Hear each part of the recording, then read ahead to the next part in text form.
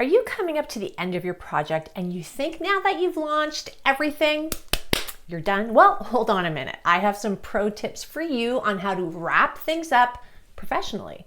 And in this video, we're going to dive into why you shouldn't overlook the project closure stage, because it's the moment where all the lessons learned and even failures come together to lay the groundwork for smoother projects in the future.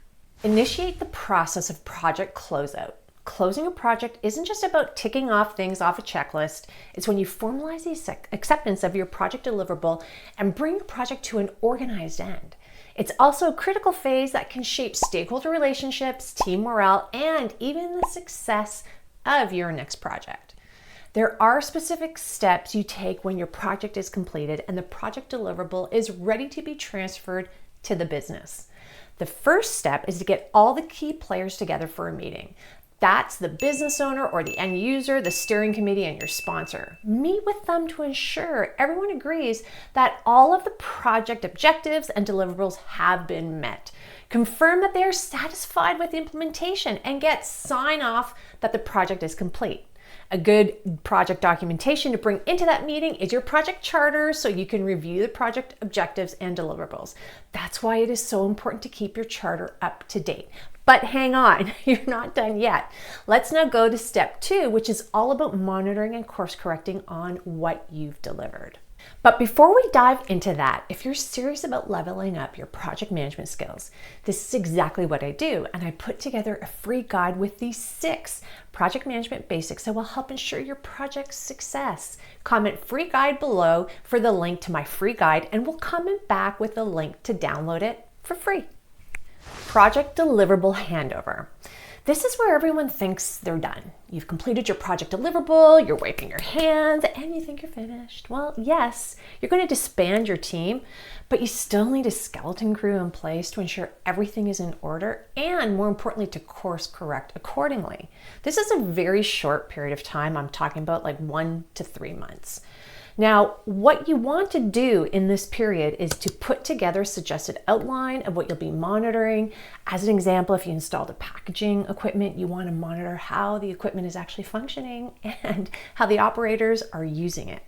You also want to pick the right project team members to oversee this type of monitoring and help the business with any issues that come up within the first 3 months of the handover. And lastly, set up the criteria of when the skeleton crew will finish their post-launch monitoring. Here's a good opportunity to create a mini charter of this post-launch activity to ensure everyone is on the same page. After action review, or AAR for short, when you're closing down your project, you want to take an overarching look at your project to ask questions. How did the project go? This is where you take stock of what happened and document any lessons you've learned.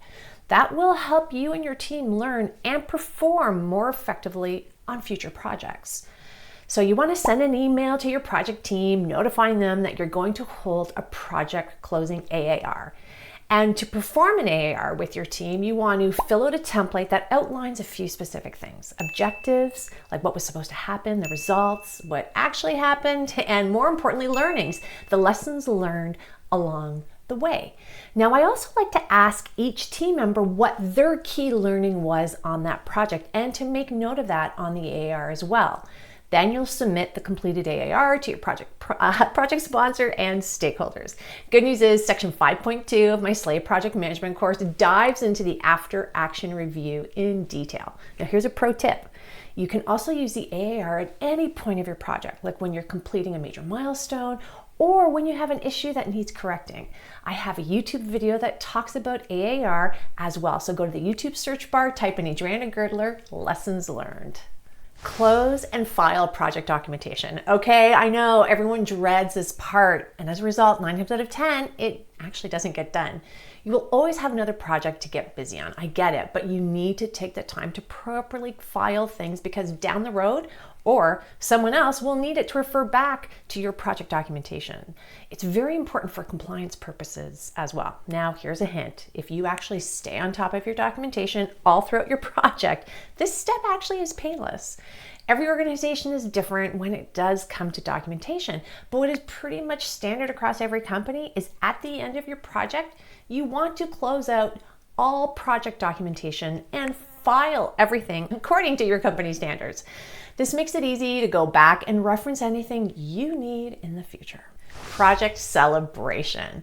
I sometimes mix this step with my AAR, but the key thing is whether your project is big or small, there's a lot of value in doing something to celebrate the end of your project. Celebration is a meaningful way to dissolve your project team and acknowledge all their hard work. Because trust me, there will always be more work around the corner, and recognizing your team's effort actually goes a long, long way.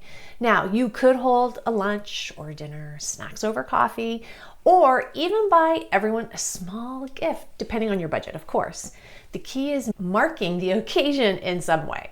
Now, gathering the team together to talk about how things went in a more informal way is a good way to bring closure to the work you've done together. Now, close the loop, thank them for their work.